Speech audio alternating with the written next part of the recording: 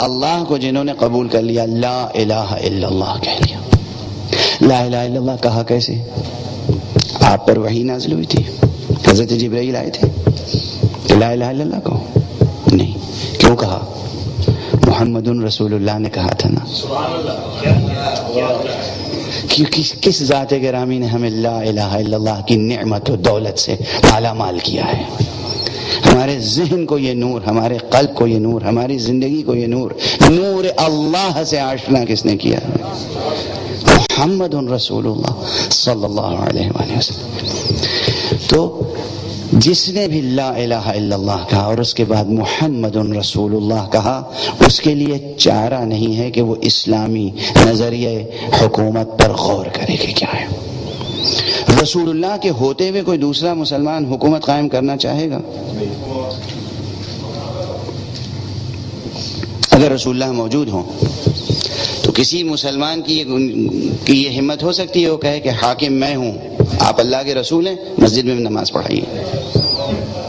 جب ہمیں کوئی حکم شرعی پوچھنا ہوگا، جب ہم حج میں جائیں گے تو آپ سے پوچھ لیں گے احرام کیسے باندھیں، عرفات میں کتنی دیر رہیں، مینا میں کتنا وقت گزاریں، قربانی کے لیے جو جانور لیں اس کی سینگ ٹوٹی ہوئی ہونی چاہیے یا سلامت ہونی چاہیے، یہ ہم آپ سے پوچھ لیں گے۔ باقی آپ رسول اللہ ہیں، تشریف فرما رہے ہیں، باقی دنیا کا کام ہم سنبھالیں گے۔ یہ ممکن ہے کسی کے لیے؟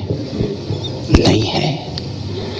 اگر مسلمان ہیں تو یہ ممکن نہیں ہے کہ ہم رسول اللہ سے کہیں کہ آپ تشریف فرما رہے ہیں، حکومت ہم چلائیں گے۔ یہ اس بات کی اتھارٹی کہاں سے آئی کہ اگر رسول اللہ موجود ہوں تو ہم نہیں کہہ سکتے کہ آپ تشریف فرما رہے ہیں، حکومت ہم چلائیں گے؟ وہی تو آیت ہے جو قرآن مجید میں کہتی ہے اطیعوا اللہ و اطیعوا الرسول، اللہ کی اطاعت کرو اور رسول کی اطاعت کرو۔ وہی تو آیت ہے جو کہتی ہے کہ انما ولیکم اللہ و رسولہ، اللہ تمہارا ولی ہے اور اس کا رسول۔ یہی تو آیتیں ہیں۔ اگر یہ آیتیں یہی خاموش ہو جائیں تو بات آسان ہے، اگر یہ آیتیں آگے بڑھ رہی ہیں تو اس کا مطلب نظریہ حکومت آگے بڑھ رہا ہے۔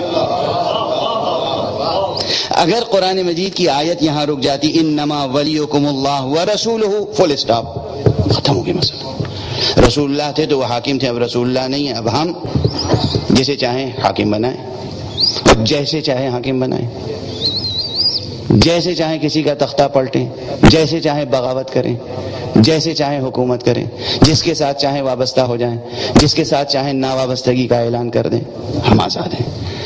لیکن آیت آگے بڑھی، قرآن مجید نے کہا کہ وَأَطِيعُوا اللَّهَ وَأَطِيعُوا الرَّسُولَ وَأُولِي الْأَمْرِ مِنْكُمْ۔ قرآن جب اولی الامر کا ذکر کر رہا ہے تو آپ اس کو نظر انداز نہیں کر سکتے، اسے نظریہ حکومت اسلامی میں شامل کرنا پڑے گا۔ اس سے بھی واضح کوئی بات ہو سکتی ہے نظریہ حکومت کے سلسلے میں؟ قرآن کے الفاظ ہیں اطیعوا اللہ واطیعوا الرسول واولی الامر منکم، اطاعت کرو اللہ کی، اطاعت کرو اللہ کے رسول کی، اور اولی الامر کی اطاعت کرو، جو تمہارے درمیان میں سے اولی الامر ہیں ان کی اطاعت کرو۔ اب یہاں پر سمجھنے کی ظاہر جزئیات میں بحث ہے۔ اولی الامر کے معنی کیا ہے؟ اولی الامر کے بعد منکم کیوں آیا؟ تمہارے درمیان میں سے جو اولی الامر ہے ان کی اطاعت کرو۔ کیا اس میں یہ ہے کہ الیکٹ کر کے جسے بھی چاہو اولی الامر بنا لو، وہ ہوں گے تمہارے درمیان سے اولی الامر؟ یہ ویسے ہی ہے کہ جیسے رسول اللہ کی رسالت کے لیے بھی منہم آیا ہے، والذی بعث فی الامیین رسولا، اس کے بعد منہم ہے۔ یاد غلط تو نہیں آیت؟ منہم کے کیا معنی؟ انہی میں سے، انہی میں سے رسول، انہی میں سے رسول کیسے بنایا؟ کس نے بنایا؟ اللہ نے بنایا۔ انہی میں سے اولو الامر بنائے گا کون؟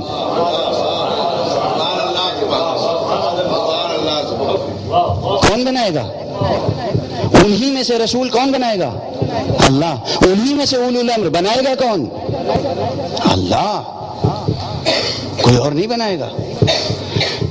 ایک آیت دوسری آیت کی تائید کرتی ہے، ایک آیت دوسری آیت کی تفسیر کرتی ہے، ایک آیت دوسری آیت کی تشریح کرتی ہے، ایک آیت دوسری آیت کے ابہام کو دور کرتی ہے، ایک محکم آیت دوسرے متشابہ آیت کے تشابہ کو دور کرتی ہے۔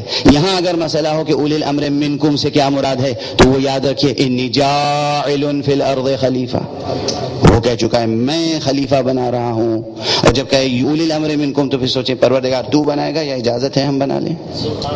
پوچھئے تو صحیح، پوچھئے تو صحیح۔